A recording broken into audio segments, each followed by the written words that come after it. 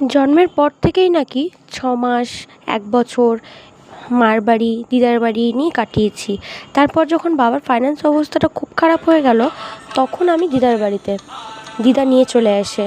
বাবা মার সম্পর্কটা হয়তো তার আগে থেকেই টানাপোড়েনের মধ্যে চলছিল, ঠিক তখন বুঝে উঠতে পারিনি। ছোটো তো, দিদার বাড়িটাই খুব প্রিয় লাগতো।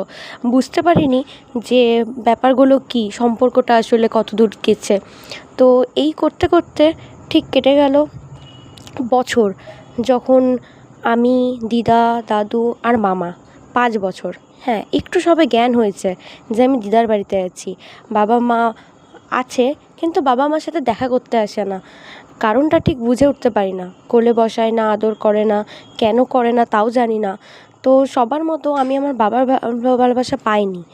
আমি আমার দাদুর ভালোবাসা পেয়েছি, দিদার পেয়েছি, মামারও পেয়েছি। খুব একটা মনে পড়ে না, 5 বছর অবধি যতটা পেয়েছি। গল্প তো এখানেই শুরু। তবে পার্ট 2 দেখার আগে আমাকে কিন্তু তোমাদের সাবস্ক্রাইব আর কমেন্টে পার্ট 2 লিখতে হবে, না হলে আমি পার্ট 2 বের করব না। কারণ আমার যেটা সাবস্ক্রাইব আছে তোমরা দেখে নিও, এই এতটুকু সাবস্ক্রাইবে আমি আমার লাইফের এত বড় একটা ঘটনা শেয়ার করতে পারবো না। তো কমেন্ট করো আমাকে পার্ট 2, আর সাবস্ক্রাইবটা অবশ্যই মনে করে করে নিও, কারণ এরপরে যে গল্প আছে সেটা তোমাদের শুনতে আরও বেশি ভালো লাগবে।